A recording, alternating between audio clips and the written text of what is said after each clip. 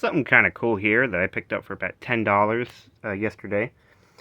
I can't find anything on it online or on YouTube or anywhere, except for a single photo. Apparently this is from 1970. I thought it was from the 60s, you know, with that font and that logo. But apparently Rheem is still in business and they still use that logo. Anyway, it's a really interesting looking reel-to-reel. You can see there would have been a strap here. But, it works perfectly. It's really neat looking. These are all these heavy brushed aluminum or steel. So they're very, very heavy, and they have a very nice feel to them. So let's just hit start. We can listen to it go. How is the barrel pitch? Let's see. There was a mandrel that went down through the barrel, and I'm trying to think how the barrel was held in. It's cool because it's got dual VU meters for stereo. Now these were all mono tracks, so it's not like this isn't working. It does work. With a mandrel down through the center of the barrel. So the barrel was clamped so it couldn't move endwise. This is an interview of someone from 1977. Interview of Kinney Smith and Wesson by R. Howard. It's kind of interesting because I don't have any other reel-to-reel that does this. I don't have any other reel-to-reel that does it. It's got this like angle of stuff here. So let's see. Can it zoom in? No, it doesn't. Sorry, new phone. Finally, never mind. Let's see, so if you turn it up, that one doesn't get it.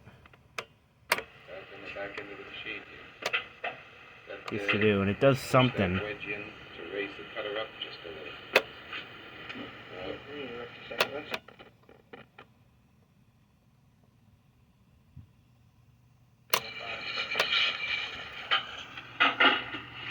But it's got a real nice streamlined design.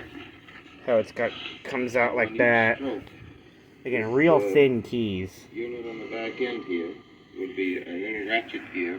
Would index that around, advancing the screw out. So when the mandrel came down through, the wedge would hit that screw that it did advance, pushing the wedge in. Forward. Stop. Rewind. Stop. And you could record, but it's got this really weird plug, and I don't have any microphone that would fit that. So, sorry about that. As you can see, it's got all 4 speeds. I don't think my one over there has 4 speeds even. But you can go. How much you push in? A half a thousand, or? No, I don't. Very little. I might push it in 10 thousandths. Let's just do slower.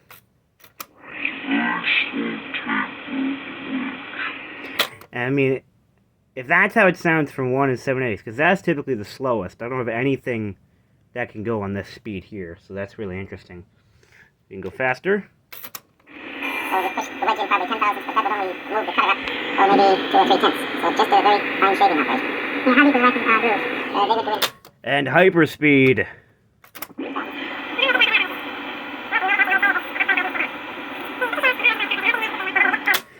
And looking at it again, I see there is actually a stereo line input over here, so you can do mic line.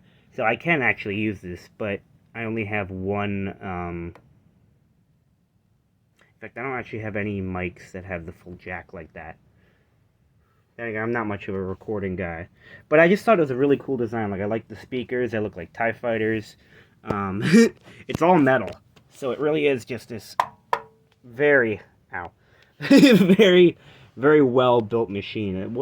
And from the back, you can see it's got. It says you can use DC, so it says AC on and off. AC. So I wonder if there was clearly there was a remote with it at one point, but the fact that, I mean, it's got a shoulder strap means that this could have been used portably. It's got the external speakers in case you want some extreme sound. I don't need that. I think this thing's actually pretty good. But overall, I mean, a great piece of equipment. It sounds good. It works well. It's got VU meters, which is always a plus. It does everything I need it to do. It's nice and metal, and I mean, for $10, how can you go wrong?